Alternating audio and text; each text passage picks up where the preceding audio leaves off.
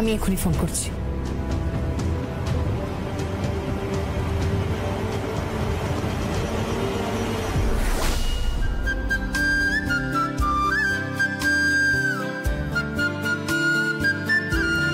কি সুন্দর লাগছে মা, দেখো বোনকে কি সুন্দর লাগছে।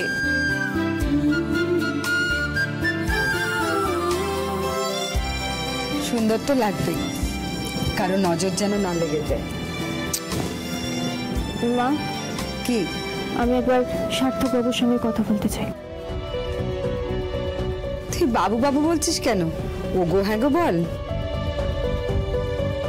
এখনো তো সেই সময় আসেনি। হ্যাঁ, বিয়ের পর আসবে। 5:30টায় কিন্তু লগ্ন। হোক, আমি একবার কথা বলতে চাই।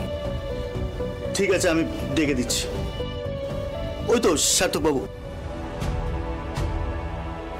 শোলক আপনার সাথে একটু কথা বলতে চাই।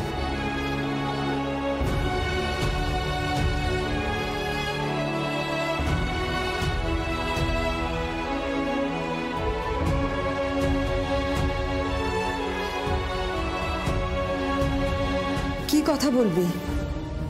1 মিনিট মা। দেখ বোন, তুই কিন্তু কনের সাজে আছিস আর ও বরের সাজে আছে, তাই এমন কোনো কথা বলবি না যাতে কোনো তিক্ততা সৃষ্টি হয়। দোহাই দিদি, আমাকে কথা বলতে দে। দেখুন সার্থক বাবু, আপনি না আর একবার ভেবে দেখুন। আপনি আমাকে বিয়ে করতে চলেছেন, এখনো সময় আছে, আর একবার ভেবে দেখুন। আপনার জন্য অন্য কোনো মেয়ে কোণে সেজে হয়তো অপেক্ষা করছে শহরে, আপনার পুরো পরিবার অপেক্ষা করছে। আপনাদের সম্ভ্রান্ত পরিবার, ধনী পরিবার, সেখানে আমার মতো মজুরের মেয়ে। থাক, কোনো নারীর গায়ে ট্যাগ লাগিয়ে দেবে না। সেই মজুরের মেয়ে নাকি সে একজন এন্টারপ্রেনিউর,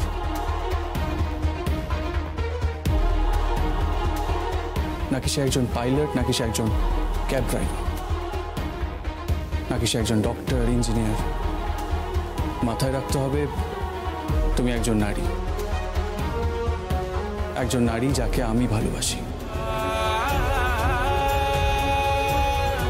তোমাকে আমি নিজে থেকে বিয়ে করতে চেয়েছি। তোমাকে সবার সামনে মণ্ডপে নিয়ে যাব,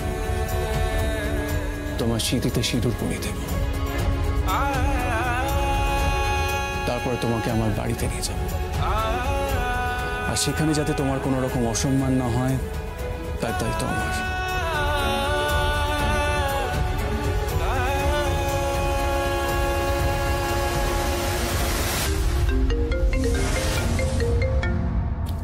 হ্যালো, তুমি কোথায়? কোথায় তুমি? কতক্ষণে আসবে তুমি? আমি সঠিক সময় সঠিক লগ্নে পৌঁছে যাব।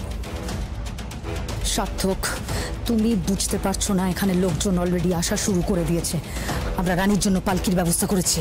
এখানে নহবত বসছে, রিয়েন বসছে, কি না কি হচ্ছে, আর হাজারের উপর লোক নিমন্ত্রিত। সবটাই তো অর্থ আর দম্ভের আস্ফালন।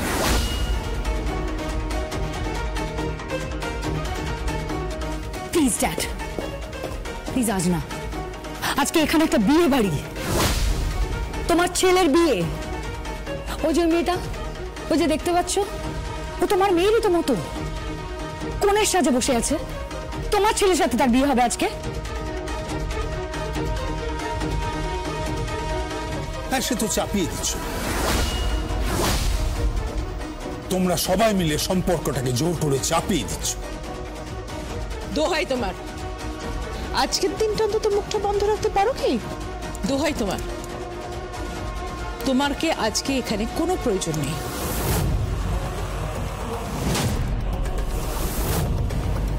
তুমি চাইলে বিয়ে বাড়ি ছেড়ে বেরিয়ে যেতে পারো।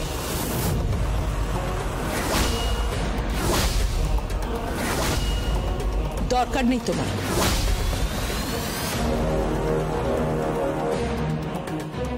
প্রিয়দর্শিনী, এতগুলো লোকের সামনে দাঁড়িয়ে এই কথা তুমি আমায় বলতে পারলে? হ্যাঁ, বলতে পারলাম। তার কারণ তোমার তো কোনো দরকার নেই এই বিয়েতে। তুমি চাইলেই যেতে পারো। কিন্তু আমি তো যাব না, আমি এখানে থাকবো, এর শেষ দেখে ছাড়বো। আর দেখবো যে এ বাড়ির দরজায় আজকে কোন নাটকটা হবে।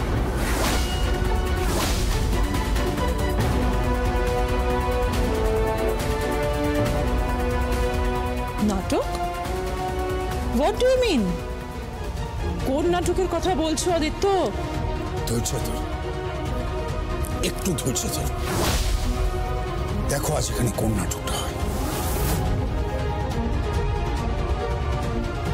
আদিত্য, আদিত্য,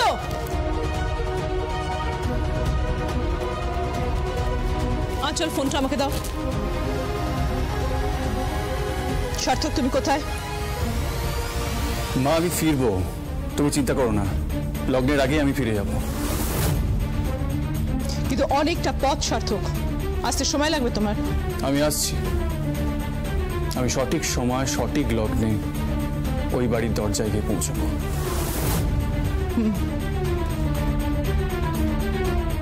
তবে আমার সঙ্গে থাকবে তুমি।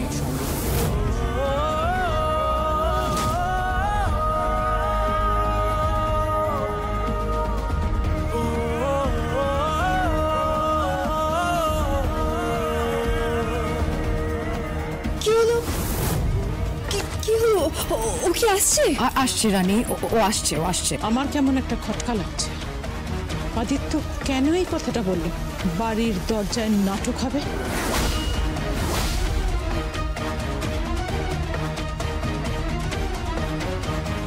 আমি কি নিজে একবার যাবো জমিন হাটায় সার্থককে নিয়ে আসতে?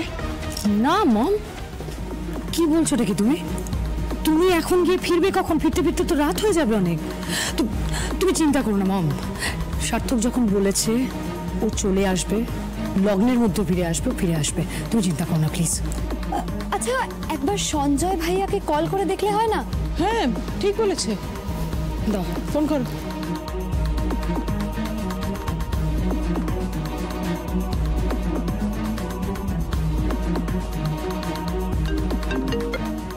হ্যালো, সঞ্জয়, সার্থক কোথায়? সার্থক রেডি হচ্ছে। আচ্ছা কে ড্রাইভ করবে? আজকে আমি ড্রাইভ করব, সার্থককে ড্রাইভ করতে দেবো না। তুমি একদম চিন্তা করো না, আমরা ঠিক টাইমে পৌঁছে যাব। সঞ্জয় আমাকে একটা কথা বলো তো, সব ঠিক আছে তো সঞ্জয়? ঠিক আছে, সব ঠিক আছে, এর থেকে ঠিক আগে কখনো হয়নি, কখনো না। যাই হোক আমি রাখছি, দেরি হয়ে যাচ্ছে।